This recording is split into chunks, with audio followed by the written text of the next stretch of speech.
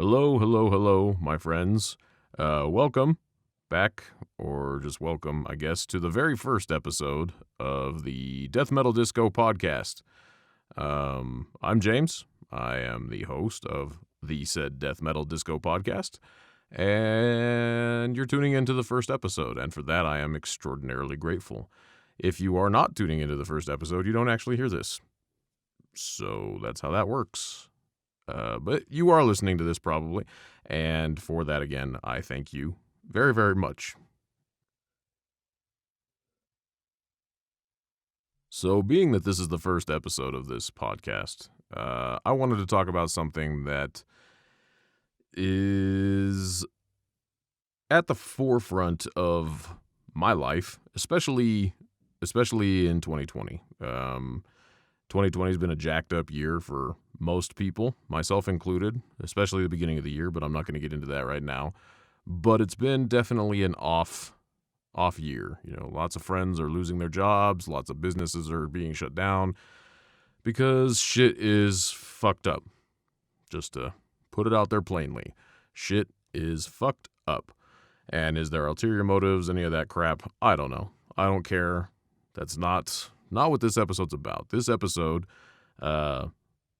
I'm actually going to talk about film festivals, the horror film festivals that I do with my best friend, my best friends, I guess. And that's what I'm going to focus on in part. That's going to be the baseline of what this episode's about. So, with the film festivals, me and my two best friends, Jamie and Chris, they're brothers. The three of us are avid horror movie fans, and their level of horror movie fanaticism is a lot higher than mine, but I give it the old college try. I'll watch something if they recommend it to me, but I don't go out and try and watch every single horror film that exists, because I just don't have the time to, nor the desire to, but if I hear something's good, I'll watch it, or at least I'll try to watch it. That being said, the horror film festivals that we attend are a great way to see movies that you might not normally get to see, whether they're independent or even just low budget, but, kind of a bigger studio type of setting. The independent horror film festivals are fantastic if you want to see things that you probably wouldn't get to see in mainstream theaters. The film festivals themselves are entertaining, for one. Just going to these things, meeting people who are of like minds. Some people are a little too pretentious for my tastes, but most of the people you encounter at these film festivals are just horror movie fans, and you'll see a lot of people who are into metal and death metal, and people who are not, but they love horror movies. You get a lot of the film buffs, so many film buffs, depending on which festivals you go to, which makes sense. It's a film festival. It's truly what they're there for. Us, generally, the horror genre is kind of where we like to live, and me, personally, I'm a huge fan of the traditional slasher flicks as well as horror comedies. Horror comedies are probably my favorite. I do love to laugh.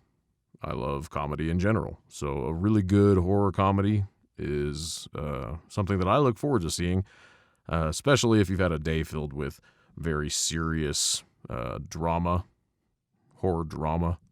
I don't know what you call those. Genre film is often used for things that maybe aren't horror visually, but more of, oh my God, this is based on real life, which there are a lot of those. And those are usually well done, usually. Sometimes a little too dry, a little too slow for my taste, but that's where the horror comedies come in, is because there's some really, really, really good horror comedy out there. There's also a lot of really bad, but that's normal with everything. Between the three of us, Chris, Jamie, and myself, Chris and I have seen the most of the horror film festivals that we go to.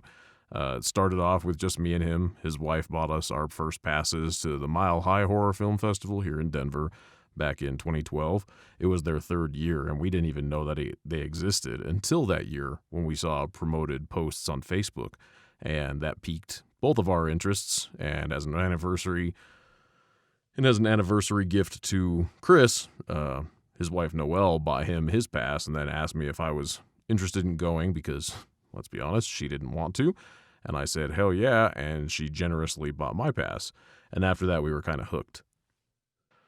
It's a smaller film festival. It's gotten bigger over the years. We were going consistently. We went 2012, 2013, 14, and 15.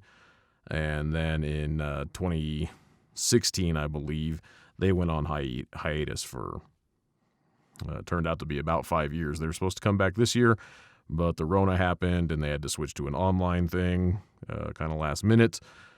We'll talk about that later. The thing for me about the Mile High Horror Film Festival that I liked is they focus, their focus is more of a mix on the movies themselves and then the bonuses, like the people they bring, celebrities, filmmakers, people in the horror genre, like from Fangoria or other magazines, anything like that they bring, where they have interview panels with the people who are actually in and or making the movies, which is always cool. Like it's almost like a Comic-Con kind of deal. You get to meet some people that, I mean, granted, they do these things all the time, but you really get to meet people that you see on the screen and you're like, oh, she's so good. And then, 10 minutes later, you're at Tiffany Shepis' table and she's got her merch out and offering to do autographs or pictures or whatever for small fees. And that's really cool to me. I like that aspect a lot. And having the good movies definitely doesn't hurt.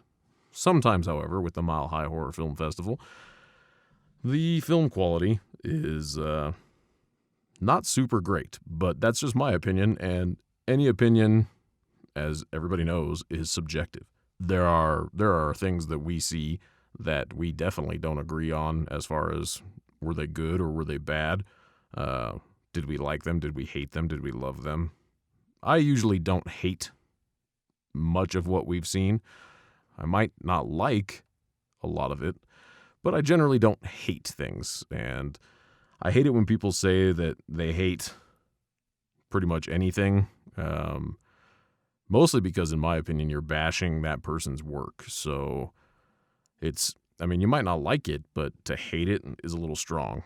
That's just how I roll, but whatever. So the Mile High Horror Film Festival is what kickstarted this action off, and that was just me and Chris, and they would hold that in East Denver at the Sea Film Center, which is a cool little independent venue. I think it's owned and operated by the Denver Film Society. I haven't been there since. Actually, that might not be true, but I don't think I've been there since probably 2013 for a different movie. But it's a cool little venue. I like it. It's bigger than the average independent film theater. It's got 3 screens, I think, if I can remember correctly, and comfortable seats, which is something that a lot of the independent theaters that are around town in Denver do not have. At least since my last experience at those theaters, like the Mayan, which I haven't been to in 20 years, probably.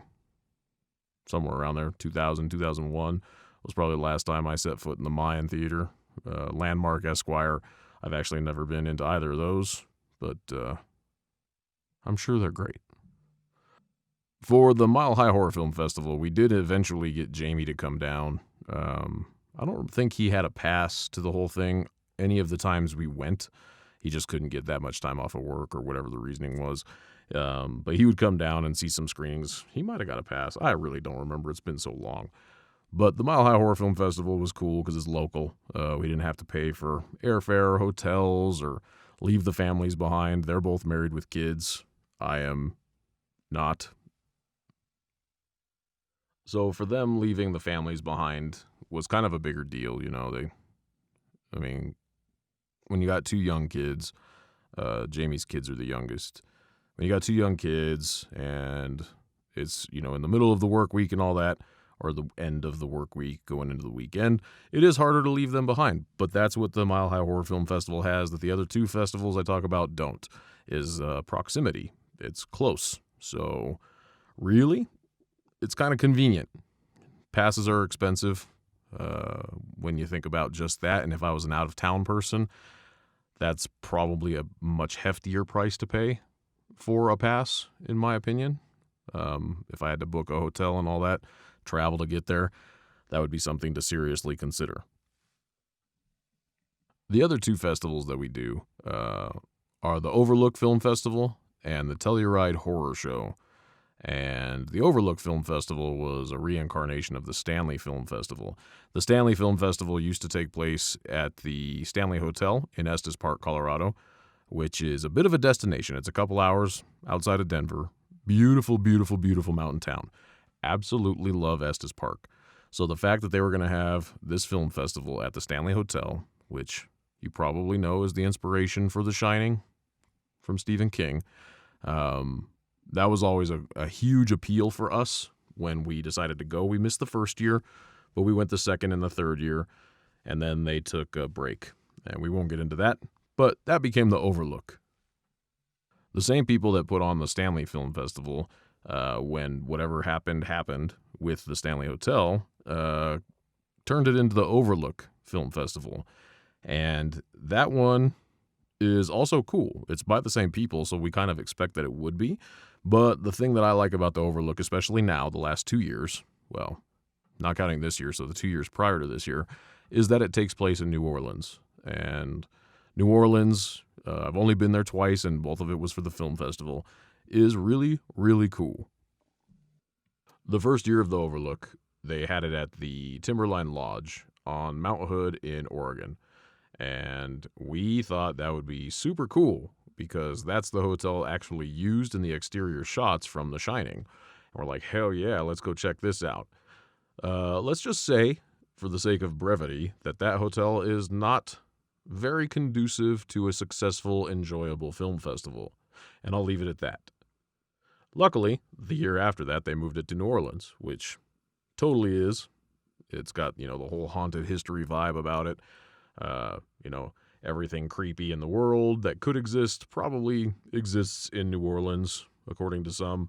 I don't really buy into that, but I do like old towns, old cities, and New Orleans definitely has its sections that are older than hell, specifically the French Quarter, where the film festival takes place, where we got our hotel, even though for part of the trip we stayed at one of the actual French Quarter hotels, and the other part we booked at the DoubleTree because I travel for work and I save my points, and said, what the hell?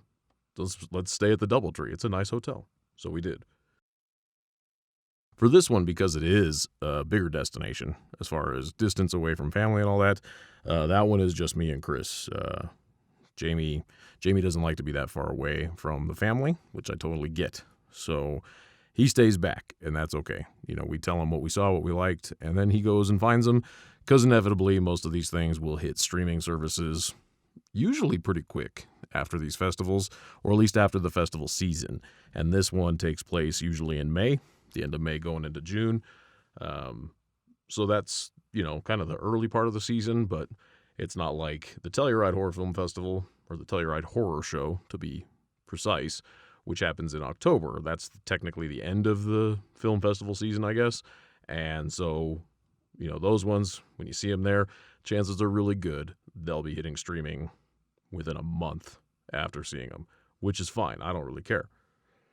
The film festivals themselves differ between each other in that the Mile High Horror Film Festival, as I said before, is very much more of it's a mix. They bring the films, and then they also bring the genre people. So the filmmakers, the actors, it's got a bit more of a Comic-Con vibe to it. It's lots of people bringing merchandise to be signed by whoever's going to be there to sign stuff, whether it's a big name or, a smaller name Scream Queen, who, even though the general public probably doesn't recognize her name, anybody who's into horror movies with any, seriousness probably recognizes a name like Kane Hodder or, Tiffany Shepis, Doug Bradley, those people.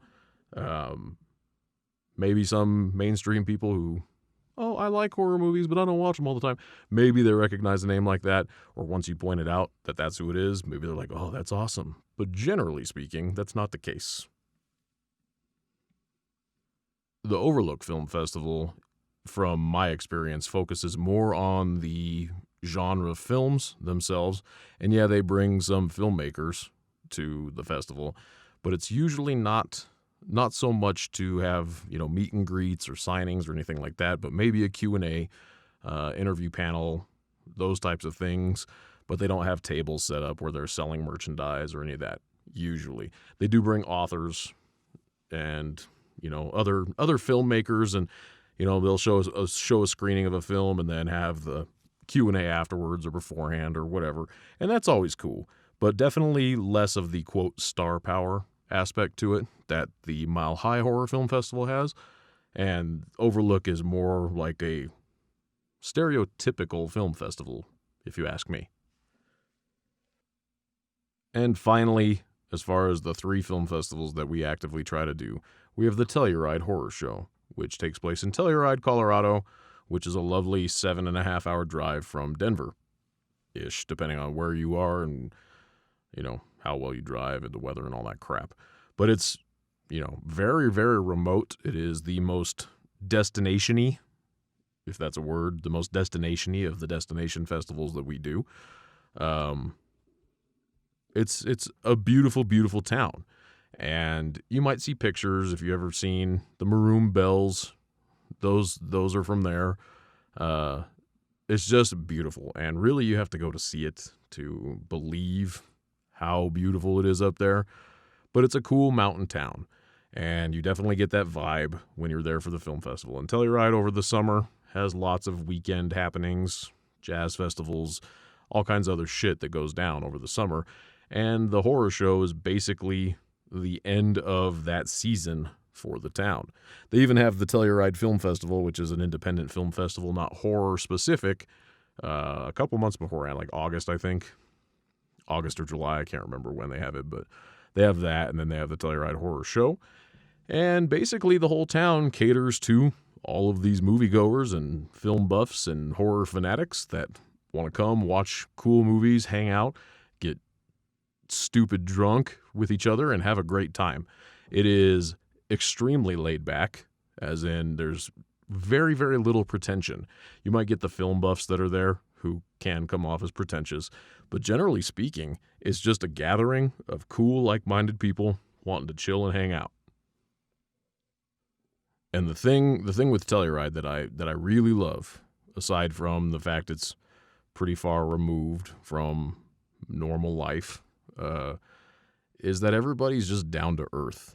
You can have very serious conversations about horror films or horror comics or people in the genre themselves, whatever. But everybody's totally relaxed. Half the time they're high because, Colorado has the weed. And really, it's a mountain town, so that's kind of it's just a good vibe, man. I don't care who you are, you're destined to have a good time when you're at the Telluride Horror Show. Even if you don't go do any of the movies, probably. You probably will have fun hanging out at the bars. They got Brown Dog Pizza that's up there, all kinds of other places, a good taco joint. The gondola, the free gondola that takes you from Telluride to Mountain Village is fantastic. And Jamie, who's afraid of heights, we got him to do it, and he actually liked it a lot. So that was a win in my book for us, convincing him to get on it, because he was very reluctant. But that's okay. I don't blame him. So the 3 film festivals themselves are actually pretty different, all in all, just in vibe. The attitude of the people, the atmosphere, everything like that. Telluride is the most laid back. It's the most casual, which is awesome. Overlook is casual, but with a bit of pretension, and there's nothing wrong with it. It's generally pretty cool. Some of the people that are there that we've seen over the years, very cool people, very interesting people, all walks of life. A little pretension, no big deal. I don't make a fuss about it most of the time. Mile High, that's the Comic-Con one, and that's a great time. Like, that is a cool time just watching people have fun. I'm a people watcher, so watching people have fun is generally my cup of tea. Now, when it comes to the actual films, you are destined to watch some probably very good ones and a few lemons, a few films that you probably felt you may have wasted quite a lot more time watching than you really wanted to. That happens for us. The way I like to operate is I don't care what films I see and what films I don't see. I don't even look at the list of the movies or the schedule that gets released by the festival until after Chris has actually put together a schedule. And even then, I don't read the synopsis. I don't read plot lines. I may catch a trailer here and there, but I don't go looking for them. I like to keep the bar relatively low. And for me, that just keeps it so I don't get mad if maybe I set my expectations for something too high. And, you know, they say if you don't have expectations, you reduce the hurt. And not like a bad movie hurts my feelings or anything, but we've seen some doozies that are, I question who actually signed off on making some of them. But for the most part, those are few and far between. This year with the streaming setup, you know, is a little different. We didn't see really any horrible ones, but that's a whole different shebang. It's different when you have to pay a lot of money to go to a place and then witness a lot of bad movies, which doesn't happen. There's usually a couple bad ones or ones that just weren't all that great compared to the others, but most of the time they're good or they're great. So for us, festival will announce its dates. We'll work to make sure we get the time off. We'll coordinate travel. We don't necessarily fly together because I have status with United, so I kind of like sticking with United. And Chris just likes to fly whatever's going to get him there at the lowest price point, and I don't blame him. But we'll work out hotel, all that crap, money exchanging, this, that, and the other. But I leave scheduling entirely up to Chris. He loves doing it. So that works out really nicely because he actually does go look for the trailers. He does read the reviews from different people in the zines and all that. He goes on to, he's got Bloody Disgusting bookmarked on his phone, so he's constantly checking that. Different groups on Facebook. Anything he can do to find and read about anything horror genre related, he does, and he loves it, and I love him for it because it's one less thing I have to worry about. And I would hate to try and put a schedule together for that crap. It's just not my bag, and I'm glad that he takes it, and he does it, and he loves doing it. Generally speaking, he puts together a good schedule. The first year that we did the Overlook, which was up on the mountain at the hotel itself, he had scheduled us to watch 24 feature films, and I was not down with that. I had recently injured my foot, and it hurt like hell to walk anywhere, so walking from the main hotel across the parking lot to the little ski lodge section where they had a secondary theater, which was smaller than my living room, I think, that one was rough because I was like, 24 movies is a lot, Chris. I don't think we're going to do 24. And they were pretty much back to back. There was very little time for eating or even just like breathing between a movie. And I told him essentially that I don't care if I miss a movie, and I don't. I don't want to miss more than we have to, but if I miss a movie, it's not the end of the world for me. I do not get sad about it, and that's partly because I don't build myself up with expectations for him. So he's come around with the scheduling. Now he'll pencil us in for a dinner or a lunch or whatever. But, he still loves doing it, and I love that he loves doing it because that's a lot more work than I feel like putting into it, that's for sure. So that's essentially how we do the scheduling and how we decide what we're going to see. We buy the pass so we can see everything, and then Chris just takes it and runs with it, puts together a schedule, and constantly every time, well, do you think we should see this movie or this movie at the same time? We could see this other one tomorrow if we don't see it today. And he should understand now that I really don't care. I will do whatever he wants to do. I'm just glad to be there, basically, which kind of sounds like a dick move, but it's true. And I kind of wanted to do this episode because right now when I'm recording it, it is Monday. It is the 23rd of November. It is the Monday right before Thanksgiving. And, on social media, you'll get people who are posting their 27 or however many days until Thanksgiving, days of thanks, like, oh, it's day 3. I'm thankful for blah, blah, blah. I'm thankful for Nutella or whatever. I'm thankful for coffee and caffeine or meth, whatever your amplifier of choice may be. I don't recommend meth, but, whatever. I'm not going to tell you how to live. being that it's almost Thanksgiving, I'm not super sentimental, especially on social media, but I wanted to make it true and clear that I am thankful for my two best friends. We've known each other for over 20 years now, 23 years at the end of this year. And even though those two can talk about horror movies round the clock and never get tired of it, seemingly, and I don't necessarily do that I appreciate both of them. And for me, doing these film festivals, whether Jamie gets to go or not, doing these film festivals is almost not at all about the movies for me. I enjoy seeing the movies. I enjoy talking about the movies after we've seen them. But I don't care, quote unquote, about the movies. That's just a bonus for me. For me, going to these film festivals is truly about getting to spend quality time with my friends. And quality time with my friends is very hard to come by most of the time. They're both married with kids and they have jobs, and I am not married, no kids, do have a job. My main job requires me to travel quite frequently, and getting us all together in the same room for any amount of time is usually a difficult task. And I might see Jamie just a couple times a year. He lives a half hour away from me. He's very busy, works nights, whatever. I might be out of town.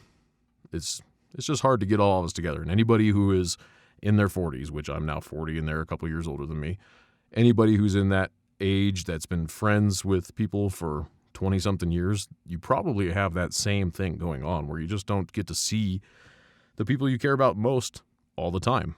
And we used to spend a lot of time together. We were in a band together. We were always hanging out. And then, they got married, had kids, and that's the way life goes. So for me, the film festivals, even though we're generally in a theater and we can't really talk to each other during a movie, it's bad form. The film festivals for me is just a chance to hang out with my best friends. And I wouldn't change that for the world. And, it's Thanksgiving time, so my friends are what I'm most thankful for in this life.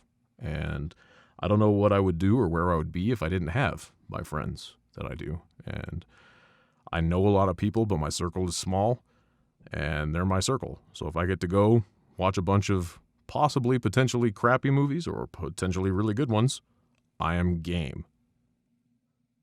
Which brings me to 2020. All three of those film festivals got fucked over by the COVID-19, the pandemic. Wear your masks, all that good shit. Social distancing. There are very, very few things that COVID-19 has not impacted this year. And film festivals certainly are not one of them that it skipped over. That impacted those hardcore. Mile High Horror Film Festival was on a hiatus for 5 years, tried to make this year their comeback, and basically got fucked by the Rona. And they had to go to an online streaming situation, which we weren't even sure they were doing. They ended up putting theirs in October. Overlook did the same thing, and Telluride did the same thing. And so the month of October was basically spent 3 weekends in a row hanging out at either Chris's house or Jamie's house watching these festivals. And as much of a bummer as it was to not actually go to the festivals, it actually had its pros. We didn't have to deal with lines of people. We didn't have to deal with just general pedestrian traffic coming in and out of theaters or any of that crap. We could eat whenever we wanted to. We could watch most of them at our leisure. Some of them you had to start within a 4-hour window of whenever they were announced or whenever they were launched or premiered or whatever the terminology was. But basically, if we didn't want to watch something at that time, we could schedule it whenever we wanted to watch it. We also got to talk a lot of shit. We're sitting in their basement. They both have little home theater setups in their basements. And we could talk mad trash about the movie or about whatever while watching the movie without the fear of somebody yelling at us, because it's just the three of us and we're in their houses. And if somebody wants to come down and yell at us, that'd be fucking weird. That means somebody broke in and then suddenly cares that we're watching a movie. And that's how you get shot, and breaking into a person's house when they're home. So I guess that's a pro. And from somebody who doesn't necessarily care about the movies as much as they care about the time hanging out with their friends, hanging out with their friends in their basements for, 3 days at a time, for me was actually very beneficial. I was glad to get that quality time with the both of them. And in this year of complete fuckery, I would not have changed that at all. Even if, had to miss out on going to New Orleans or whatever, being able to hang out with them and watch these movies and real-time critique these movies, for me was a blessing. So on that note, I think that's where I'm going to end this podcast of me rapidly rambling. I'm sorry if I'm kind of all over the place. I meant to record this over the weekend. It didn't happen yesterday. I was down with a pretty brutal headache all day long. I still have it today. I'm kind of rushing through this to get it done, but I want to put it out today, so I'm going to kind of clean this up a little bit and then get it posted. It is Thanksgiving week. With the Rona, if you got older people in your family, I would say stay the fuck away from them. Just don't risk it. I travel for work, and I'm around people, and my parents said, hey, due to health concerns and blah, blah, blah, we're not doing anything at our house this year. I don't blame them one bit. So do what you can. Have a Skype session or a Zoom call or whatever with your family so you get to see them face-to-face, but not face-to-face, if that makes any sense. Protect yourselves. Protect them. Just do what you can to be safe, regardless of your opinion on whether or not this is all legit or political or whatever. I guarantee you it's a real thing. So that's my statement from there. I really, truly appreciate you listening to this. I'm going to make it a point to try and get these out on Mondays every week. I don't know what I'll be talking about on the next one. I'm going to try and record it probably on Thursday now that my Thanksgiving plans have been... I really didn't have any plans to begin with, but now that I definitely don't have any plans, I'll come up with something. If you have suggestions on what you'd want me to talk about, feel free to hit me up. If you know me and you got my number or whatever, text me. Or if you want, you can hit me up on Twitter. I'm on Twitter it's the @DeathDiscoPod. Death Metal Disco was taken by somebody who hasn't used it since 2011, but whatever. So on Twitter, I'm @DeathDiscoPod. I'm on Facebook as the Death Metal Disco Podcast. I don't have Instagram set up yet. I don't know that I will, but hit me up on either of those. Text me, whatever.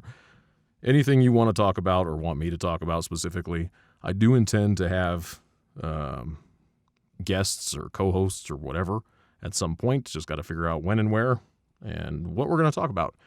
But for now, I bid thee farewell. Happy Thanksgiving if you're in the U.S., which probably everybody listening at this point is.